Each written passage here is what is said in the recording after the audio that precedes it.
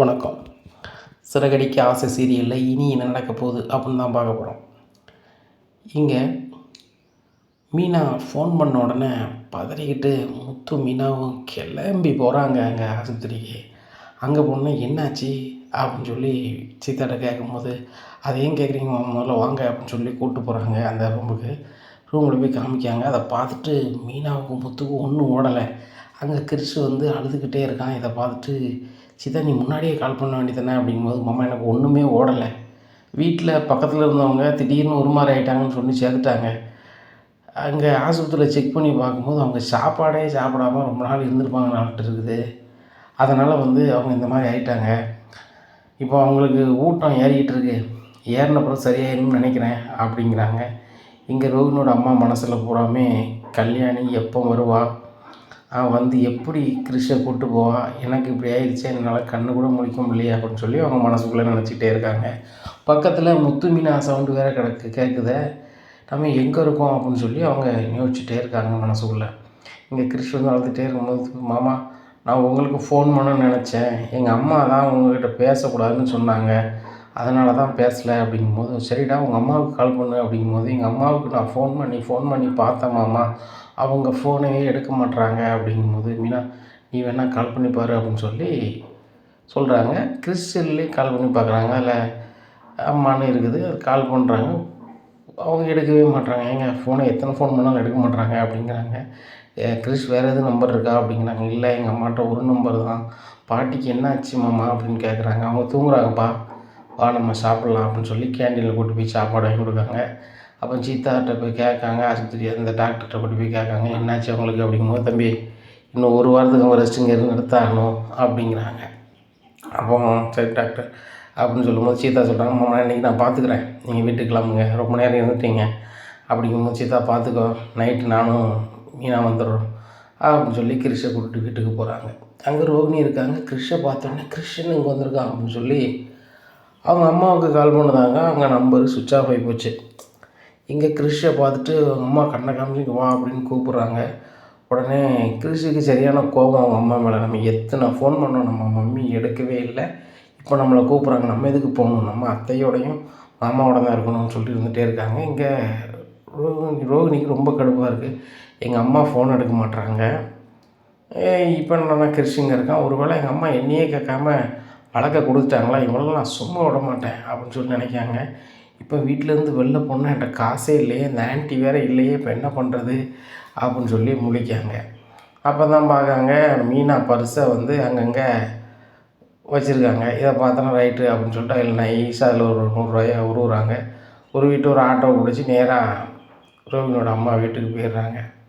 அங்கே போய் போனோன்னா பக்கத்து வீட்டில் அவங்கெல்லாம் நடந்ததெல்லாம் சொல்லுதாங்க. என்னம்மா நீ பொண்ணு, உங்கள் அம்மா என்ன ஆனாங்க ஏதானாங்க பார்த்தியா, அவங்க சாப்பிடாமல் இருந்துப்பாங்க, உங்களுக்கு திடீர்னு ஒரு முறை ஆகி வச்சு ஆஸ்பத்திரியில் கொண்டு சேர்த்தோம், அங்கே ஃபீஸு கட்ட வழி இல்லை, அப்போ அங்கே வேலை பார்க்க ஒரு பிள்ளை தெரிஞ்ச பிள்ளையாக இருக்கும் பொழுது அவங்க தெரிஞ்சவங்களுக்கு ஃபோன் பண்ணி வர சொல்லி அவங்க ஃபீஸை கட்டி அவங்க பார்த்துட்ருப்பாங்க உங்களுக்கு அப்படின்னோடனே, ஆஹா அப்போ அம்மா ஆஸ்பத்திரியாக இருக்காங்க அப்படின்னு சொல்லிட்டு எந்த ஆஸ்பத்திரி இந்த ஆஸ்பத்திரி அப்படிங்கிறாங்க. அங்கே ரொம்ப பரபரப்பாக போகிறாங்க. அங்கே சீதா அவங்க அம்மா பக்கத்தில் இருக்காங்க. பக்கத்தில் போக முடியல, இப்போ என்ன பண்ணணும்னு தெரியலையேன்னு சொல்லி முழிச்சிட்டு இருக்காங்க. அவன் சீதா கொஞ்சம் நவுண்ட உடனே டப்புன்னு போய் அம்மாட்ட போய் எம்மான்னு சொல்லி கதறுதாங்க. கதறினோடனே இது கல்யாணி சவுண்டு மாதிரி கேட்க, அப்போ நம்ம பக்கத்தில் வந்துட்டாளா, சரி அப்போ நம்ம கிறிஷை பார்த்துப்பா, நம்ம கண்ணை முன்னாலும் பரவாயில்லை அப்படின்னு நினச்சிட்டு இருக்காங்க. அப்படி நம்ம அவட்ட ஒரு வார்த்தை சொல்லிட்டு போகணும்னு சொல்லி கண்ணை திறக்க முயற்சி பண்ணுறாங்க, முடியலை. அப்படியா இருக்குது. இந்த சூழ்நிலையில் ரோஹிணி ரொம்ப எழுதுறாங்க, அம்மா நான் என்னை மன்னிச்சிரு, என்கிட்ட காசு எதுவும் இல்லை, எங்கள் மாமியார் கார்டெல்லாம் வாங்கி வச்சுக்கிட்டாங்க, அதனால தான்மா உனக்கு செலவுக்கு போட முடியல, வைக்க முடியல, உன் ஃபோனையும் என்னால் எடுக்க முடியலம்மா, என்னை மன்னிச்சிருமா அப்படின்னு அழுதாங்க. இனிமேல் என்ன ஆனாலும் பரவாயில்லை, நான் விட மாட்டோமா அப்படிங்கும்போது கிறிஷ் அங்கே இருக்கான். ஒருவேளை முத்து மீனா நாங்கள் தான் வளர்ப்பேன், எனக்கு தரமாட்டேன்னு சொல்லிட்டா என்ன பண்ணுறது, நம்ம இப்போதைக்கு நம்ம அமைதியாக தான் இருக்கணும் அப்படின்னு சொல்லிட்டு ரொம்ப ஒரு மாதிரி இருக்காங்க. அப்போ சீதா வந்துடுறாங்க. என்ன ரோகிணி நீங்கள் இங்கே அப்படிங்கும்போது, இல்லை இவங்க இங்கே இருக்காங்கன்னு கேள்விப்பட்டேன் அப்படிங்கிறாங்க. யார், எங்கள் அக்காவும் அம்மாவும் சொன்னாங்களா அப்படிங்கிறாங்க. ஆமாம் அப்படிங்கிறாங்க. உட்காருங்க அப்படின்னு சொல்லிட்டு, சரி எதுவும் சாப்பிட்றீங்களா அப்படிங்க, ஒன்றும் வேண்டாம் அப்படிங்கிறாங்க. ஏன் ரோகிணி நீங்கள் அழுகிறீங்க அப்படிங்கும்போது, இல்லை ஒன்றும் இல்லை அப்படிங்கிறாங்க. இல்லை அந்த அவங்க அம்மாவுக்கு பார்க்க யாரும் இல்லை, தான் நான் பார்க்குறேன். அவங்க பொண்ணு எங்கே இருக்காங்கன்னே தெரில, அவங்க பையன் ஃபோன் பண்ணிட்டே இருக்கான் அப்படிங்கிறாங்க. அப்படியா, சரி சரி, அவங்க பொண்ணுக்கு என்ன வேலையோ அப்படிங்கிறாங்க. இதை விட என்னங்க வேலை, வயசாகி போச்சு அம்மாவுக்கு, சாப்பாட்டுக்கு கூட ஒரு புள்ள கொடுக்கலாம், அது என்ன புள்ள அப்படி இப்படின்னு பேசும்போது அவங்க பிள்ளையோட நிலைமை என்ன மூச்சுத்தா, நீ வாய்க்கு வந்ததெல்லாம் பேசாத அப்படிங்கிறாங்க. ரோகிணி, நீங்கள் இப்படி பேசாதீங்க, எனக்கு ரொம்ப கோபமாக இருக்குது. அவங்கள பார்த்தோன்னா நானே பலார்னு வாங்கிடுவேன். ஒரு அம்மாவை பார்க்க முடியாத பிள்ளைக்கு எதுக்கு இப்படி ஒரு குடும்பம் அப்படி இப்படிங்கிறாங்க. சரி ரைட்டு, இவங்களுக்கு ஃபீஸ் எதுவும் கட்டணுமா அப்படிங்கும்போது, ஃபீஸெல்லாம் வந்து எங்கள் மாமாவும் எங்கள் அக்காவும் கட்டிட்டாங்க. எனக்காக வந்து ரூம் வாடகை வேணான்ட்டாங்க எங்கள் ஆஸ்பத்திரியில். அதனால் ஒரு வாரத்துக்கு இங்கே தான் இருப்பாங்க. ஒரு வாரத்துக்கு அப்புறம் எங்கள் மாமாவும் எங்கள் அக்காவும் கூப்பிட்டு போகிறேன்ருக்காங்க அப்படிங்கிறாங்க. அவங்க எப்படி கூப்பிட்டு போவாங்க அப்படிங்கிறாங்க. ஏன் அவங்க உங்கள் வீட்டுக்கு கூப்பிட்டு வரக்கூடாதா அப்படிங்கிறாங்க. இல்லை, நான் அதை சொல்லலை, அவங்களுக்கே அங்கே இருக்க ரூம் இல்லை, எப்படி அவங்க கூப்பிட்டு போவாங்க, நான் ஏதாவது வழி பண்ணி கூப்பிட்டு போயிடுறேன் அப்படிங்கும்போது, ஏய் ரோஹிணி, நீங்கள் எதுக்கு கூப்பிட்டு போகணும், நீங்கள் எப்படி பார்ப்பீங்க, ஏற்கனவே அந்த வீட்டில் உங்களுக்கு மரியாதை இல்லை, நீங்கள் வீட்டில் போய் சொல்லிட்டீங்க வச்சுட்டீங்கன்னு சொல்லி உங்கள் அத்தை ரொம்ப கோபமாக இருக்காங்க, எங்கள் அக்கா எல்லாமே சொன்னாங்க, அதனால் வந்து உங்களுக்கும் சரி வராது, நான் பார்த்துக்குறேன் அப்படிங்கும்போது, இல்லை என் ஃப்ரெண்டு வீடு வித்யா வீடு சும்மா தானே இருக்குது, அங்கே கொண்டு வச்சுக்கலாம், வித்யா நான் சொன்னால் கேட்பா அப்படிங்கும்போது, அவங்களுக்கே இப்போ தான் கல்யாணம் ஏற்பாடு பண்ண போகிறேன்னு சொன்னாங்க. அப்போ இந்த காலகட்டத்தில் இந்த அம்மா போய் அங்கே இருந்தால் சரி வராது அப்படிங்கும்போது, என்ன நீங்கள் பார்க்கறதுக்கு நீங்களே சொந்தக்காரங்க மாதிரி பேசிகிட்டு இருக்கீங்க அப்படிங்கும்போது, என்ன ரோகிணி, நான் சொந்தக்காரங்க இல்லை, நீங்கள் சொந்தக்காரங்களா அப்படிங்கும்போது, ஆஹா நான் சொந்தக்காரன் சொன்ன மாட்டிடுமே அப்படின்னு சொல்லிட்டு, அப்படி இல்லை, பார்க்க பாவமாக இருக்கல அதான் அப்படிங்கிறாங்க.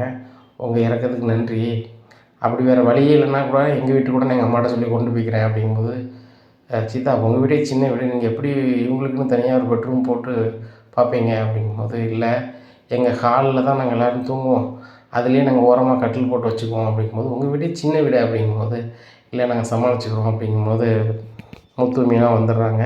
சீதா இதில் சாப்பாடு இருக்குது உங்களுக்கு அப்படிங்கிறாங்க. மாமா அவங்க எப்படி சாப்பிட முடியும் அப்படிங்கும்போது, சரி சீதா நீ சாப்பிடு, நாங்கள் பார்த்துக்குறோம். என்ன ரோகிணி இங்கே இருக்கீங்க அப்படிங்கிறாங்க முத்து.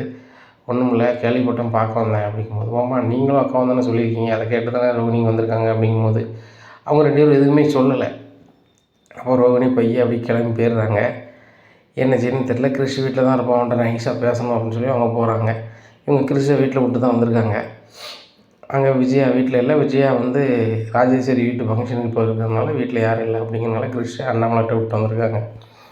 இங்கே பரபரப்பாக அங்கே போகிறாங்க. இவங்க வந்தோடனே, மாமா நீங்கள் 2 பேரும் சொல்லி அனுப்புனீங்களா ரோகிணி அப்படிங்கும்போது, ஏம்மா நாங்கள் சொல்லவே இல்லை, கிறிஷை வீட்டுக்கு கூப்பிட்டு போனோம், ஒருவேளை கிறிஸ்கிட்ட கேட்டுப்பாங்கன்னு என்னமோ தெரியல, கிறிஸுக்கு ஆஸ்பத்திரி எப்படி தெரியும்னு தெரியல அப்படிங்கும்போது, என்னையும் சொல்லியிருப்பாங்க இந்த மாதிரி மீனாத்தையோட தங்கச்சி வேலை பார்க்குற ஆஸ்பத்திரின்னு சொல்லி, ஓ அப்படி இருக்கலாம் சொல்லிட்டு, சரிம்மா நீ வீட்டுக்கு கிளம்பு அப்படிங்கும்போது, இல்லைம்மா நான் பார்த்துக்கிறேன் அப்படிங்கிறேம்மா, நீ வந்து ஒரு டூட்டி பார்த்துட்ட, நாங்கள் இதை பார்த்துக்குறோம், நீ கிளம்பு அப்படிங்கும்போது, சரிம்மாம்மா அப்படின்னு சொல்லிட்டு போகிறாங்க. மீனா சொல்கிறாங்க நைட்டு, நான் இருக்குங்க நீங்கள் வீட்டுக்கு போங்க, கிறிஷ் வந்து ஒத்தியில் இருந்துக்க மாட்டான், ஒரு வேளை உங்கள் அம்மா வந்துட்டாங்கன்னா கிறிஷ் ஏதாவது சொல்லுவாங்க, நீங்கள் சீக்கிரம் போங்க அப்படிங்கும்போது, சரி நான் போகிறேன் அப்படின்ட்டு கிளம்பி போகிறாங்க.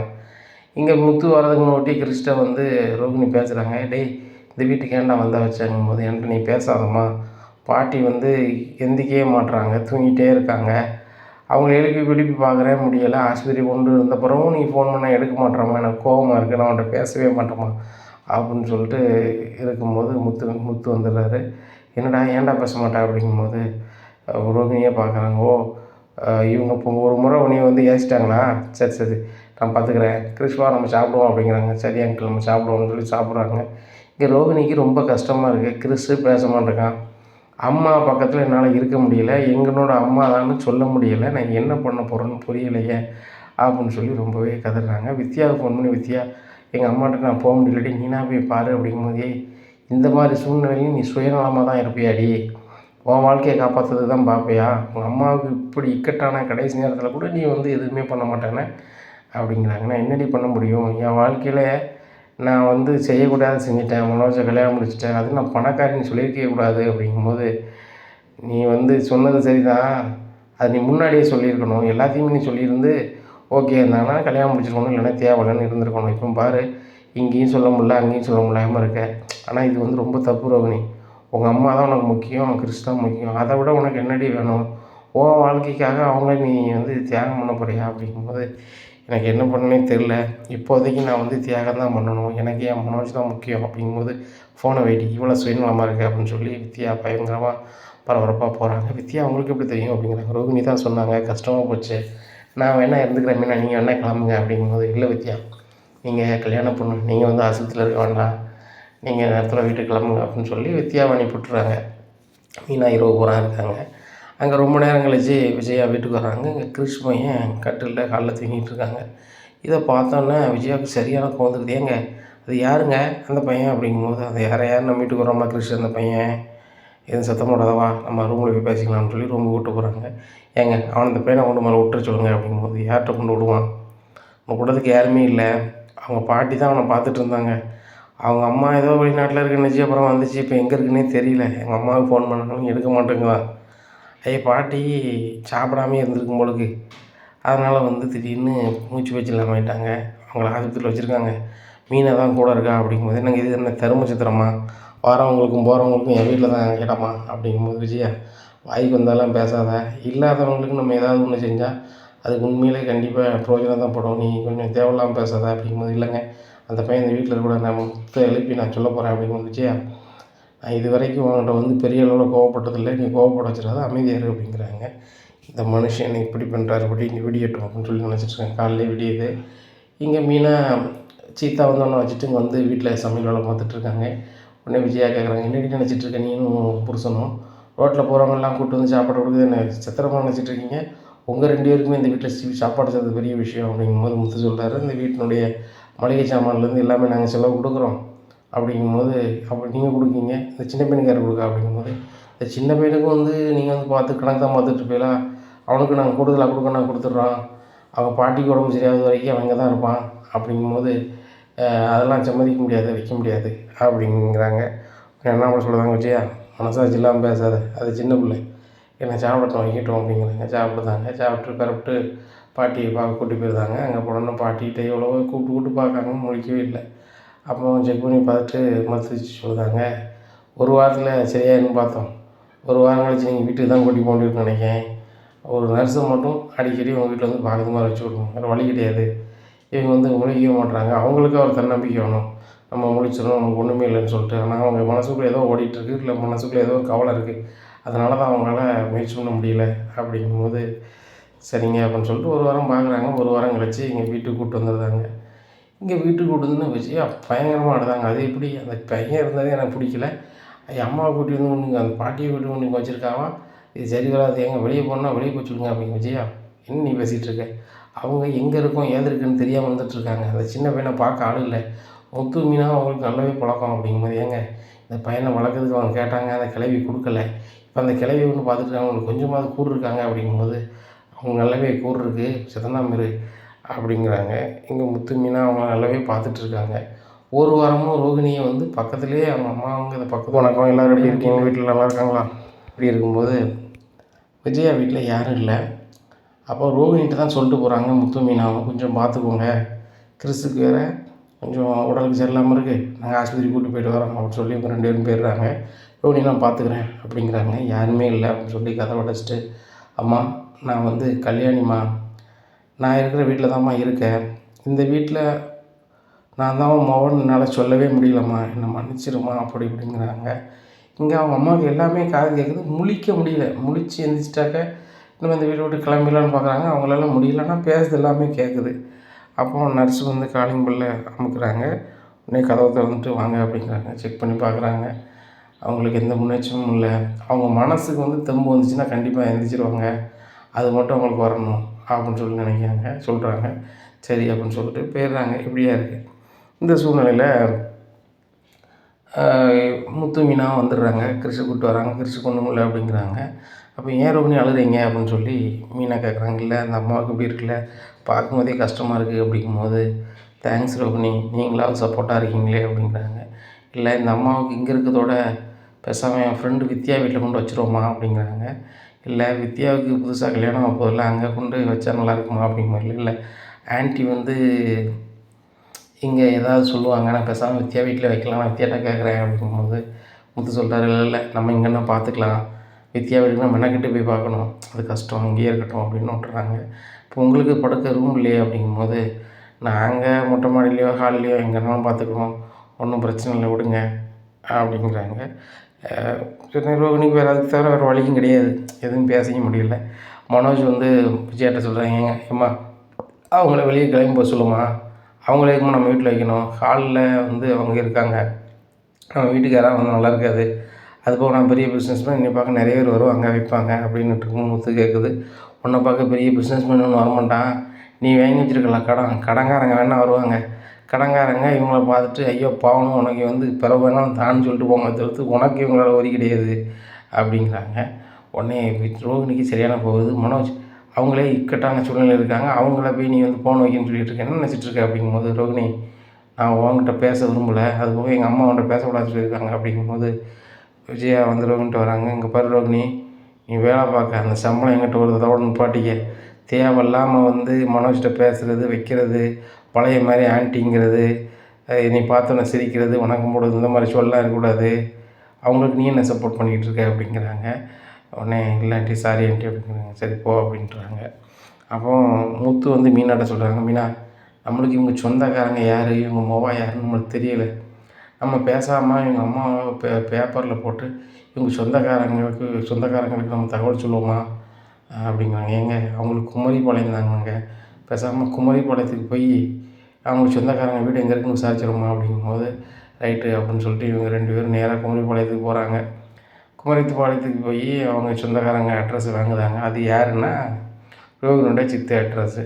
நேராக அந்த சித்தி வீடு மெட்ராஸில் தான் இருக்குது. அங்கே போய் பார்க்காங்க. பார்த்துட்டு இந்த மாதிரி உங்கள் அக்காவுக்கு உடம்பு சரியில்லை, எங்கள் வீட்டில் தான் இருக்காங்க, அவங்க 1 வாரம் கழித்து சரியாகும்னாங்க, 1 வாரம் கழித்து சரியாகலை, அவங்க நினைவே திரும்ப மாட்டேங்குது, நீங்கள் வந்து பேசினாலும் திரும்புவாங்கிறது தான் அப்படிங்கிறாங்க. சரி வாரம் கல்யாணி எங்கே போனால் ஃபோன் எடுக்க மாட்டாளே அப்படின்னு சொல்லிட்டு அவங்களும் வராங்க. இதே வீட்டில் தான் ரோகிணி இருக்கான்னு அவங்களுக்கு தெரியல, ரோகிணி எங்கேயோ போயிட்டா அப்படின்னு சொல்லிட்டு. இங்கே வந்து பார்க்காங்க, ரோகிணி அதே வீட்டில் தான் இருக்காங்க. என்ன கல்யாணி நீ இங்கே இருக்க, உங்கள் அம்மா இங்கே இருக்கா அப்படிங்கும்போது, கல்யாணியா அப்படின்னு சொல்லி எல்லோரும் ஷாக் ஆகிறாங்க. உடனே ரோகிணியால் விசாரிச்சுக்கிறாங்க, உங்களை யாருன்னு எனக்கு தெரியாது, அவங்க எங்கள் அம்மா கிடையாது, எங்கள் அம்மா போய் எப்போவுமே போய் சேர்ந்துட்டாங்க, எனக்கு மலேசியாவில் அப்படி இப்படிங்கிறாங்க மறுபடியுமே. உடனே வீட்டில் எல்லோரும் முழிக்கிறாங்க. அப்போ விஜயா சொல்கிறாங்க, என்ன மீனா இந்த வீட்டில் ரோகிணிக்கும் எனக்கு ஆகாது, மனோஜுக்கும் ஆகாது, அப்படிங்கும்போது மேலும் பிரச்சனை கிளப்புறதுக்கு உங்கள் தெரிஞ்சவங்கள வச்சு இது பண்ணுதியா, இதை நான் நம்ப மாட்டேன், அவள் பணக்காரியாக இல்லாமல் இருக்கலாம், ஆனால் மலேசியாவிலேருந்து வந்தவ தான் அப்படி இப்படிங்கிறாங்க. உடனே முத்து சொல்கிறார், அதெல்லாம் பிறகு பார்த்துக்கலாம், ஏம்மா நீங்கள் அவங்கள்ட்ட தன்னம்பிக்கையாக பேசுங்க அப்படிமாக்கா, உன் மொவா வந்து உன்னை அம்மையாக ஏற்றுக்கல, ஆனால் நான் வந்து உன்னை அக்காவை தான் ஏற்றுக்கிட்டேன், நீ வாக்கா நம்ம வீட்டுக்கு போவோம், நான் கிறிஷை பார்த்துக்கிறேங்க, நீ கவலைப்படாத, கிறிஷை நினச்சி நீ மனசில் சங்கடப்படாத, எந்திக்காங்கிறாங்க. எவ்வளவோ சொல்லி பார்க்காங்க, இது பண்ணல தம்பி, நாங்கள் பேசாமல் எங்கள் வீட்டுக்கு கூட்டி போயிடுறோம் அப்படிங்கும்போது, இல்லைம்மா நீங்கள் வந்து சொன்னாலாவது அந்த அம்மா எந்திக்குன்னு தான் பார்த்தோம், மற்றபடி ஒன்றும் இல்லை அப்படிங்கும்போது, தம்பி உங்கள் புருஷன் பொண்டாட்டிக்கு நாங்கள் எவ்வளவோ நன்றி கடன் பட்டிருக்கோம், நீங்கள் ரொம்ப நல்லா இருப்பீங்க, உங்களுக்கு உண்மையிலேயே எதிர்காலம் நல்லாயிருக்கும், உங்களுக்குன்னு பிள்ளைக்குட்டியோட சந்தோஷமாக இருப்பீங்க தம்பி, இதில் ஒரு 50,000 இருக்குது வச்சுக்கோங்க, அக்காவுக்கு ஏதாவது தேவைன்னா பண்ணுங்கள் அப்படிங்கும்போது, இல்லைம்மா இப்போதைக்கு பணம் இருக்குது, அப்படி தேவைன்னா கேட்குறோம் அப்படின்னு சொல்லிட்டு, சரி தம்பி உங்கள் ஃபோன் நம்பர் தாங்க அப்படின்னு சொல்லி ஃபோன் நம்பர் வாங்கிட்டு கிளம்புறாங்க. போகும்போது மறுபடியும் திரும்பி வராங்க. இங்கே பாரு கல்யாணி, பெத்த அம்மையே யாருமே இல்லைன்னு சொல்லுத, எனக்கு தெரியாதுன்னு சொல்லுத, அந்த பாவனை சும்மாடாது, உன் சுயநலத்துக்காக உங்கள் அம்மையே யாருன்னு சொல்லுத, உங்கள் அம்மா உன்னைய தவறுந்து பார்த்தா சரியா, நீ வந்து கல்யாணம் முடிஞ்சு 7 வருஷம் கழிச்சு தான் பிறந்தா, நீ ரொம்ப சந்தோஷப்பட்டு உங்கள் அம்மா சொல்லுவாள், நீ என்ன தப்பு பண்ணாலும் உனக்காக சப்போர்ட் பண்ணியே பேசிகிட்டு இருப்பாள், ஆனால் நீ பெத்த தாய் ஒரே வீட்டில் இருக்கா, யாருன்னு தெரிலங்க, சரி அது தெரில, இந்த பேலிமா தெரில அப்படிங்கிறாங்க, எனக்கு யாருன்னே தெரியாது அப்படிங்கிறாங்க. சரி சரி நல்லா இரு, டேய் கிரிஷ் என் வரேடா பாட்டி கூட அப்படிங்கும்போது, இல்லை நான் முத்து மாமாவை கூடயும் மீனாத்தை கூடயும் இருக்கேன் அப்படிங்கிறாங்க. சரி தம்பி பார்த்துக்கங்க அப்படின்னு சொல்லிட்டு போகிறாங்க. அப்போ போகும்போதே சித்தப்பாட்ட சொல்லிட்டு போகிறாங்க, எங்கேயோ உள்ள பையனும் பொண்ணும் எங்கள் அக்காவை பார்க்காங்க, பெத்த புள்ளவா, அவளுக்கு அந்த பாசம் இல்லை, இவெல்லாம் வந்து என்ன மனுஷி அப்படின்னு சொல்லிட்டு போகிறாங்க. ஆனால் கல்யாணி இப்படி இருப்பான்னு நினைக்கல அப்படின்னு சொல்லிட்டு அவங்க மனம் வருந்திக்கிட்டே போகிறாங்க. இங்கே கதவை அடைச்சிட்டு ரோகிணி ரொம்பவே அழுகிறாங்க. நல்ல வேளை அத்தை வந்து நம்மளை வந்து பெருசாக எதுவும் கேட்கல, நம்மளுக்கு மலேசியானே நம்புகிறாங்க, அப்படியே கொண்டு போயிட வேண்டியதான், ஆனால் சித்தி நம்மளை தப்பாக தான் நினைப்பாங்க, இப்போ நான் சித்திகிட்ட எப்படி பேசுவேன் அப்படின்னு சொல்லிட்டு ஃபோன் பண்ணுதாங்க. இங்கே மறுபடியும் ஃபோன் அட்டன் பண்ணி பார்க்குறாங்க, என்ன எதுக்கு எனக்கு ஃபோன் பண்ணி பேசுகிறேன் அப்படிங்கும்போது, சித்தி என்னை மன்னிச்சிரு அப்படிங்கிறாங்க, எங்கள் அக்காவே யாருன்னு சொல்லிட்டேன், நீ எந்த உறவில் பேசுகிற? எங்கள் அக்காவுக்கு நீ முவாங்க போய் தானே நான் உனக்கு சித்தி, நீ இன்னும் ஃபோன் பண்ணாத. எங்கள் அக்காவை யாருன்னு கேட்க, அது போக எங்கள் அம்மா போய் சேர்ந்துட்டாங்க, எங்கள் அக்கா என் கண்ணு முன்னாடியே இருக்குது, நீ இப்படி பேச, இனிமேல் என்கிட்ட பேசாத. எனக்கு பிள்ளைகள்னு சொன்னால் அந்த முத்து மீனை தான் அவங்கள வச்சு பார்த்துக்கிட்டு இருந்தேன், நீ செத்தனாமரு ஃபோனை வை அப்படின்னு சொல்லி வச்சிடுறாங்க. என்ன பண்ணேன்னு தெரில. வித்யாவை ஃபோன் பண்ணி எங்கள் சித்திகிட்ட பேசு அப்படிங்கிறாங்க. வித்யா நடந்ததை சொல்கிறாங்க. இல்லை வித்யா, நீ பேசுன ஏற்றுக்கிட முடியாது. அவள் வாழ்க்கையை காப்பாற்றுறதுக்கு சின்ன பையன் வாழ்க்கையும் அவங்க அம்மா வாழ்க்கையும் பண்ணுவாளா? இவ வந்து உள்ளதை சொல்லி என் அம்மா காதில் பேசினது தான் அவள் எந்திப்பா. அப்போ என் அம்மையை நிரந்தரமாக இவ போய்க்குள்ள வேலையை தானே பார்க்கா அப்படி இப்படின்னுட்டு இருக்காங்க. இப்படியே இருக்குது.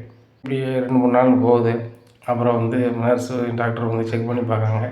பார்த்துட்டு இவங்க உடல் ரொம்ப மோசமாக இருக்குது, இன்னும் 1 வாரம் கூட தாண்டாது அப்படி இப்படின்னு சொன்னோன்னே, இதை கேட்டவுடனே ரோகிணிக்கு ஒன்றும் இல்லை. அம்மா என்னை மன்னிச்சிருமா, நான் கிறிஷை பார்த்துக்கிறேன், நான் பண்ணது எல்லாம் தப்பு தாம்மா, இன்னும் வந்து நான் எதுவும் பண்ண மாட்டேம்மா, எனக்கு யார் இருக்காங்களோ இல்லையோ நான் என் பையனை பார்த்துப்பேன், மனோஜ் என்னை ஏற்றுக்காட்டிலும் பரவாயில்ல, நான் கூட்டிக் கொண்டு கிராமத்தில் நானும் குமரி குளத்தில் இருந்துக்கூடான்னு கற்றுதாங்க.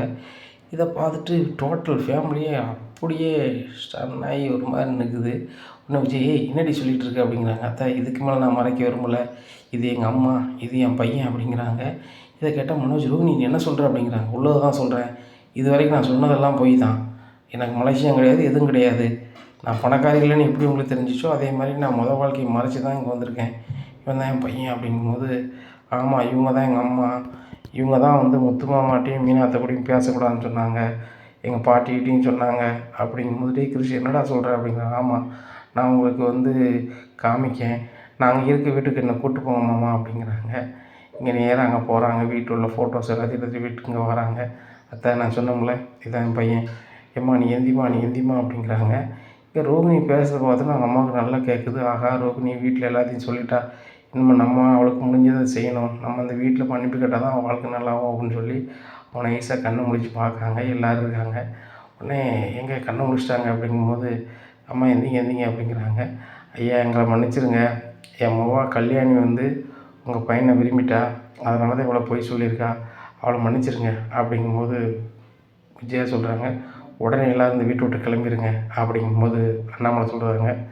என்ன நடந்தாலும் சரி தான் விஜயா, ரோகிணி இந்த வீட்டில் மருமகளாக வாழ விட்டாலும் சரி தான், வாழ விடனாலும் சரி தான், அவங்க அம்மாவுக்கு உடம்பு சரியில்லை, இப்போ எழுந்திரிச்சிருக்காங்க, நாளைக்கு சரியாயிட்டான்னு பார்த்துட்டு அவங்க போவாங்க, இப்போ எதுவுமே சொல்லாத அப்படின்னு சொல்லிட்டு அண்ணாமலை சொல்லிடுறாங்க. ரோகிணி உனக்கு இல்லைடா, என்ன உனக்கு வேறு பொண்ணை பார்த்து கல்யாணம் முடிச்சுக்க போகிறேன் அப்படிங்கிறாங்க. ரோகிணி அம்மா எவ்வளவோ சொல்லி பார்க்குறாங்க, கேட்கல. மனோஜுக்கு சரியான கோவத்தில் வீட்டு விட்டு வெளில போய் சந்தோஷப்பட்டு போய் பயங்கரமாக சாப்பிட்ருந்தாரு. சாப்பிட்டு வீட்டுக்கு வரதுக்கு அவருக்கு விருப்பம் இல்லை. அப்போ ஒரு ரூம் படுத்து தங்கியிருந்தார். அப்போ விஜயா கால் பண்ணி கேட்கும்போது, அந்த வீட்டுக்கு நான் வரமாட்டேம்மா, ரோகிணி அந்த வீட்டில் இல்லாத போது சொல்லுமா நான் வரேன் அப்படிங்கிறாங்க. மறுநாள் காலையிலே ரோகிணி அவங்க அம்மா கிருஷ்ணன்லாம் வீட்டை விட்டு கிளம்பி போயிடுறாங்க. இங்கே முத்துவுக்கும் மீனாவுக்கும் ரொம்ப கஷ்டமாக இருக்குது. ஏன்னா இந்த அம்மா மேலே நம்ம ரொம்ப பாசம் வச்சுருந்தோம், கிருஷ்ணனையும் வச்சுருந்தோம், அவங்க கூட நம்மகிட்ட இவ்வளோ உண்மையை சொல்லலையே, இந்த ரோகிணி இப்படி பண்ணியிருக்க அப்படின்னு சொல்லி ரொம்ப கடுப்பாக இருக்குது. அப்போ முத்துக்கு மீனாவுக்கு ரொம்ப கோபமாகி வித்யா வீட்டுக்கு மறுநாள் காலையிலே போகிறாங்க. வித்யா, நீங்கள் பண்ணதெல்லாம் ரொம்ப சூப்பராக இருக்குது அப்படிங்கும்போது, அப்படியா மேக்கப் போட்டது நல்லா இருக்கா அப்படிங்கிறாங்க. அது இல்லை, ரோகிணிக்கு நீங்கள் சப்போர்ட் பண்ணுவீங்கன்னு தெரியும், இந்த கிருஷ்ணனையா நீங்கள் கஷ்டப்படுத்திட்டீங்க அப்படிங்கும்போது, நான் என்ன பண்ணேன் அப்படிங்கும்போது, அவங்க தான் சொல்லலை, நீங்களாக சொல்லியிருக்கலாம்ல, அவனை நாங்கள் எடுத்து வளர்க்கும் போது ரோகிணி தான் அவங்க அம்மான்னு சொல்லியிருக்கலாம்ல, இந்த பிரச்சனை வந்திருக்காதுல, இவன் பாருங்கள் எந்த அளவுக்கு ஆயிடுச்சு பார்த்தீங்கள அப்படிங்கிறாங்க. உடனே எனக்கு என்ன செய்யணும்னு தெரில, முதல்ல வந்து கிருஷ்ணை பற்றியும் வாழ்க்கையை பற்றியும் சொல்லு ரோகிணி நான் சொன்னேன், ஆனால் அவள் கேட்கவே இல்லை அப்படிங்கிறாங்க. உடனே எல்லாம் தலை முழுக்கின பிறகு இப்போ சொல்லுதீங்களே வித்யா, அந்த முருகப்பையனையும் நீங்கள் ஏமாத்தாங்களே முடிக்கிங்களா அப்படிங்கும்போது, முத்து அப்படிலாம் இல்லை அப்படின்னு சொல்லிட்டு முருகனுக்கு கால் பண்ணி, முருகன் நான் இதெல்லாம் சொன்னேன்னா சொல்லலையா அப்படிங்கிறாங்க. முத்தண்ணே எல்லாத்தையுமே சொல்லிட்டாங்க, எப்படி உங்களுக்கு நான் பேசி புரிய வைக்கணும்னு எனக்கு தெரிலண்ணே, ஆனால் கடந்த காலத்தை பற்றி ஃபுல்லுமே வித்தியாண்ட சொல்லிட்டாங்கண்ணே அப்படிங்கிறாங்க. இப்படி ஆயிடுச்சு, இப்போ என்ன பண்ணுறது மீனா அப்படின்னு சொல்லி கேட்கும்போது, எங்க நம்ம கிருஷிக்காக ரோகிணியை கண்டிப்பாக அந்த வீட்டில் சேர்த்தானங்க ஆகணும், நம்ம கிருஷை வளர்க்கன்னு நினச்சோம், கடைசியில் பார்த்தா அவன் இந்த வீட்டு பையனாக இருக்கான், உங்கள் அண்ணன் வந்து கோவத்தில் நைட்டு போனவர் வரவே இல்லை, 2 நாளாக தேடணுங்க அப்படின்ட்டு தேடுறாங்க மனோஜ் கடையிலேருந்து வேறு எங்கேயோ போகிறாரு வராரு, ஆனால் வீட்டுக்கு தான் வர மாட்டுறாரு. இப்படியே இருக்குது. விஜயாவும் மனோஜ்கிட்ட ஃபோன் பண்ணி பார்க்குறாங்க, தேடி பார்க்குறாங்க, ஒன்றும் நடக்கலை. அப்புறம் ரவியும் முத்தும் தேடி அலைகிறாங்க. ஒரு இடத்துல இருக்கிறாரு, கூப்பிட்டு வந்துடுறாங்க. டேய், கடைக்கு வர எங்கேயாவது போயிருந்துட்டு என்னடா அர்த்தம், அப்படிங்கும்போது, டேய் எனக்கு வந்து இப்படி ரோகிணி பண்ணுவான்னு நினைக்கவே இல்லை. பணம் இருக்கு இல்லைன்னு ஏமாத்துறான். சரி அதோட போச்சுன்னு நினச்சாக்க, வாழ்க்கைய ஏமாற்றி இது பண்ணியிருக்கா. இனிமேல் எனக்கு அவள் வேண்டாம் அப்படிங்கும்போது அவள் வீட்டிலே இல்லை. நான் வீட்டுக்கு வான்னு சொல்லி வீட்டுக்கு கூட்டி போயிடுறாங்க. வீட்டில் கூட்டினா விஜயா வந்து பலார்னு வாங்குறாங்க. டேய் பிஸ்னஸ் பண்ணுவேன், நைட்டு வீட்டுக்கு வர மாட்டேன், அங்கங்கே இருந்தால் எப்படிடா மரியாதை இருக்கும் அப்படிங்கிறாங்க. என்ன பண்ண சொல்கிறாங்க, அது 2வது புறம் விஜயா. கெட்டின பொண்டாட்டி வீட்டு விட்டு போயிருக்கா. அவள் வந்து வாழ்க்கையை மறைச்சது தான் மனசு கூட வாழ்கிறது தான். அதை புரிஞ்சுக்கிட்ட முடியாதவன் என்ன மனுஷன் அப்படிங்கும்போது, அது இப்படிப்பா இவ்வளோ ஏமாற்றுவா, நான் ஏமாற்றினா சம்மதிப்பாளா அப்படிங்கும்போது, நீனும் தான் ஏமாற்றிருக்க. அந்த ஜீவா கூட வாழ்ந்த வாழ்க்கையை எங்கே சொல்லியிருக்க சொல்லு, அவளுக்காக தான் தெரிஞ்சிருக்கு, நீ தான் சொல்லலையே அப்படி இப்படிங்கிறாங்க. உடனே எங்க அவன் பண்ணதும் ரோகிணி பண்ணது ஒன்றா, என் பையன் அப்படி என்ன பண்ணிட்டான் வச்சுட்டான், நான் வேறு கல்யாணம் பண்ணி தான் போகிறேன் அப்படிங்கும்போது, விஜயா அவனுக்கு கல்யாணம் முடிச்சு வை, நீ உள்ளே கிடக்காத சரிதானா, யார் என்ன பண்ணாங்கன்னு தெரியாது, நீ மனோஜ் கல்யாணம் முடிச்சு நானே போய் பெட்டிஷன் கொடுத்து உன்னை உள்ளதுக்கு வச்சுக்கணும் அப்படிங்கிறாங்க. என்னங்க நீங்கள் இந்த காலத்தில் வந்து நீங்கள் பையனுக்கு சப்போர்ட் பண்ணாமல் நீங்கள் ரோகிணிக்கு சப்போர்ட் பண்ணிகிட்ருக்கீங்க அப்படிங்கும்போது, இங்கே பாரு அந்த கிறிஸ்டன் இந்த வீட்டில் கொண்டு வளர்க்கணும்னு முத்து மேலே ஆசைப்பட்டாங்க. கடைசியாக அந்த பையன் நம்ம வீட்டு பையனாக இருக்கான். நம்ம வீட்டு பையன் இன்னொரு இடத்துல வந்து என் கஷ்டப்படணும், பேசாமல் ரோகிணிக்கு ஃபோன் பண்ணி வர சொல்லு அப்படிங்கிறாங்க. ஏங்க இன்னும் வந்து ரோகிணி இந்த வீட்டு பக்கத்தில் வந்து அவ்வளோதான் அப்படிங்கிறாங்க.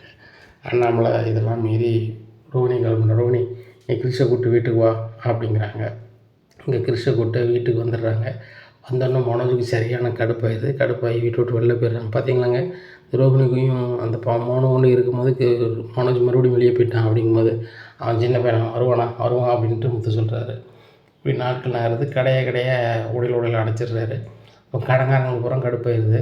என்னன்னாக்கா கடை ஒழுங்காக ஓடனாலாவது கொஞ்சம் தருவான்னு பார்த்தா கடையே அடைச்சிட்டு போயிடுறான். இனிமேல் சரி வராது அப்படின்னு சொல்லி லாக் பண்ணி கடையை ஒரு வகை பண்ணி கடையை எங்களுக்கு எழுதி கொடு அப்படின்னு சொல்லி ஒரு ஆள்கிட்ட விற்று அந்த பணத்தை இது பண்ணிடுறாங்க. மனோஜுக்கு என்ன தெரில, கடை போயிடுச்சுன்னு சொன்னால் கண்டிப்பாக சந்தோஷம் நம்ம நினச்சிவார் டீலர்ஷிப்லேருந்து தூக்கிடுவார். அப்போ என்ன பண்ணுறது, சந்தோஷம் ரெக்கவர் பண்ணுமே அப்படின்னு நினச்சிட்டு இருக்கும்போது இன்னொரு கடங்காரங்க வந்து காரை பிடிங்கிட்டாங்க. காரை பிடிங்கினோடனே என்ன செய்யணும்னு தெரில, இப்போ ஒன்றுமே இல்லையாமல் நிற்கதியாக நிற்காரு. இப்படி இருக்கும்போது விஜயா வீட்டில் கீழே வாடகைக்கு இருக்கிறவங்க கால் பண்ணுறாங்க வாடகை பணத்தை கொடுக்குறதுக்கு. மனோஜ் எப்போவும் உங்களை தானே பணம் தருவேன், உங்களை 2 நாளாக காங்கலை, எங்கே இருக்கீங்க வந்து பணம் வாங்கிக்கோங்க அப்படிங்கும்போது, எப்பா இந்த இது செலவுக்கு 50,000 அப்படின்னு சொல்லி நேராக வீட்டுக்கு போகிறாங்க. அங்கே அந்த வாடகைக்கு இருக்கிறவங்க ஏதோ சொத்தை விற்றுட்டு அவங்க பங்கு ஒரு 5 லட்ச ரூபா வந்துருக்கு உங்களுக்கு, அதை சோபாவில் வச்சுருக்காங்க. இது மனோஜ் கண்ணு கொடுத்தது. அவங்களுக்கு தண்ணி தாங்க அப்படிங்கிறாங்க. தண்ணி கோர போகிறாங்க. இந்த 5 லட்ச ரூபா எடுத்துகிட்டு டவார்னு மனோஜ் வந்து ஒரு செகண்ட் காரை ஒரு 3 லட்ச ரூபாய்க்கு ஒரு செகண்ட் காரை வாங்கிட்டு நேராக பாம்பையை பார்த்து போயிடுறாரு. இங்கே பணத்துக்காங்களை வைக்கலன்னு தேடுதாங்க. மனோஜ் இங்கே ஆங்கலை. அப்போ மனோஜ் வீட்டை போய் சொல்லுதாங்க, இந்த மாதிரி மனோஜ் வந்தார், தண்ணி கேட்டார், வாடகை பணத்தை கொடுத்தேன், இப்போனாக்கா பணத்தோட ஆளை காணலை அப்படிங்கும்போது, உன் வீட்டில் என் பையன் எங்கே பணம் திறக்க போகிறான் அப்படிங்கும்போது, சரி அப்போ உங்கள் பையன் எங்கே இருக்கான்னு கேளுங்க அப்படிங்கும்போது மனோஜ் செல்லு சுவிட்ச் ஆஃப்னு வருது. அவர் பாம்பையை பார்த்து போய்கிட்டு இருக்காரு. இங்கே முத்து சொல்கிறாரு, உங்கள் வீட்டில் தான் பணம் இருந்தாங்க தரம் தானாச்சு, ஒரு வாரம் பொறுங்க நல்லா இருப்பீங்க அப்படிங்கும்போது, முத்து உங்கள் மேலே நம்பிக்கை இருக்குது, உங்கள் குடும்பத்து மேலே நம்பிக்கை இருக்குது, கண்டிப்பாக கொடுத்துருங்க முத்து, எங்களுக்கு அந்த பணம் பெரிய பணம் அப்படிங்கிறாங்க. சரியாக தந்துடுறோம் அப்படிங்கிறாங்க. எங்கள் அண்ணாமலைக்கு சரியான கோபமாகுது. நம்ம வீட்டில் தான் என்னத்தையாவது பண்ணிகிட்டு இருந்தான்னு பார்த்தா நம்ம வீட்டில் வாடகைக்கு வச்சுருக்கோம், அவங்க வீட்லேயே கை வச்சுட்டானே, முத்து அவன் வரும்போது சொல்லு நானே அவனை விழுக்கணும் அப்படின்னுட்டுருக்காங்க. இங்கே பாம்பே சந்தோஷார்ட்ட போய் பேசுகிறாரு. அவர் உனக்கு டீலர்ஷிப் கேன்சல் பண்ண மாதிரி தான் இருக்குது அப்படின்னு சொல்லிட்டு இருங்க வரேன் அப்படின்னு சொல்லி முத்து கால் பண்ணுறாரு. உங்கள் அண்ணாச்சிங்க வந்திருக்காரு, அவர் கடையில் தான் எல்லாமே கடங்காரங்க எடுத்துட்டாங்க, அது போக அவர் டீலர்ஷிப் கேன்சல் பண்ணது மாதிரி இருக்குது, அவர் இங்கே வந்து நின்று எப்படியாவது நான் தான் டீலர்ஷிப் ஆனோம், அடுத்தாப்புல நான் ஏதாவது ஒரு பண்ணி நான் கடை திறந்துடும்னு சொல்லிகிட்டு இருக்காரு முத்து. அப்படிங்கும்போது, சார் எனக்காக நான் வருது வரைக்கும் 2-3 நாளைக்கு அவனை தக்காத்தி வைக்கலாமா அப்படிங்கும்போது தான் முத்து, நான் 2 நாள் தக்காத்தி வைக்கன்னு சொல்லிட்டு 2 நாள் தக்காத்தி வச்சிடுறாங்க. முத்து ரவி எல்லோரும் கிளம்பி அண்ணாமலை எல்லாம் கிளம்பி போகிறாங்க. அங்கே மனோஜ் வந்து சந்தோஷ் சார் வீட்டில் இருக்கார். சந்தோஷ் சார் வீட்டில் போய் குமுறுதாங்க, ஏழை நம்ம வீட்டில் வாடகை இருக்காங்க, அவங்களுக்கு நம்மளால் முடிஞ்ச உதவி செய்யணும், நீ அவங்களுக்கு ஓத்திரம் செய்த மாதிரி அவங்க வீட்டில் உள்ள பணத்தை எடுத்து வந்து இங்கே வந்துருக்கேன்ல அப்படிங்கிறாங்க. டே அது ஏன் சௌரியண்டா, அது வேண்டா வான் சௌரியம் அப்படின்னு சொல்லி 4 கும்மி கொண்டு போகிறாங்க. அங்கே போய் காரை விற்று ஒரு 3 லட்ச ரூபாய் வாங்குதாங்க. வாங்கி மீதி ஒரு அண்ணாமலை ஒரு 2 லட்ச ரூபாய் போட்டு அந்த 5 லட்ச ரூபாயை கொண்டு வந்து வீட்டில் வாடகை கொண்டு கொடுக்காங்க. ஆனாச்சு இனிமேல் இது மாதிரி நடக்காது அப்படிங்கும்போது, இல்லையா நாங்கள் இந்த வீட்டை காலி பண்ணுவோம், இனிமேல் இந்த வீட்டில் இருந்தால் சரி வராது அப்படிங்கும்போது மனோஜ் சொல்கிறாங்கப்பா பேசாமல் அந்த வீட்டை விற்று தாங்கப்பா, நான் கடையை மீட்டுறேன் அப்படிங்கும்போது முத்து சொல்கிறார், ஆமாடா எல்லாத்தையும் விற்று கொண்டது வந்துட்டு நாங்கள் தெருவில் தான் இருக்கணும் அப்படிங்கிறாங்க. உடனே விஜயா சொல்கிறாங்க, ஏங்க அவன் மனோஜ் ஏதோ தப்பு பண்ணிட்டான், இன்னும் சரியாக வருவாங்க, பேசாமல் அந்த கீழே உள்ள வீடை மட்டும் விற்று அவன் மனோஜை கொடுக்கலாம் அப்படிங்கும்போது அண்ணாமலை சொல்கிறாங்க, ஆமாம் நீ அவன்கிட்ட கொடுத்துட்டு நீ அவனை மாதிரியே ஊராக ஏமாத்திட்டல அப்படிங்கிறாங்க. நான் எதுக்குங்க ஏமாத்திட்டலைனோ அப்படிங்கிறாங்க. நீ சொன்ன பாடம் தானே அவன் அப்படி இருக்கான். ஒன்று நடந்துட்டு அடுத்தாப்புல நேர்மை வழியில் எப்படி போகணுன்னு முத்து மீனா மாதிரி கற்றுக்கிட்டு இது பண்ணணும். பொண்டாட்டிக்கும் நம்மளுக்கு ஆகாது அப்படின்னா அதை எப்படி சரி பண்ணணும், அதை சரி பண்ண பார்க்கணும். அதுக்கு அடுத்தவங்க பணத்தை எடுத்து நம்ம சுயநலமாக வாழனா நடக்குமா கதை அப்படிங்கிறாங்க. இந்த மனோஜ் என்ன சின்ன தெரியாமல் திரு தினம் முடிச்சிட்ருக்காரு. இனி என்ன நடக்கும் அப்படிங்கிறத பொறுத்து வந்து பார்க்கலாம்.